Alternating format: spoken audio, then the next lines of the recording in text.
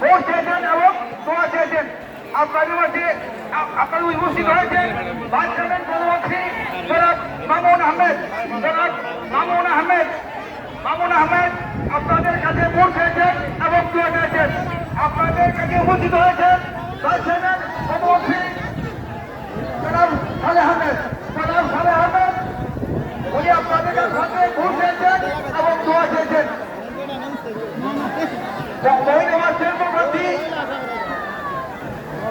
মহিলা প্রার্থী জনাব আয়েশা খানম রানী আপনাদের মাঝে উপস্থিত হয়েছেন।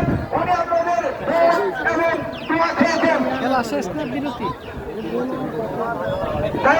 বাহুবল উপজেলা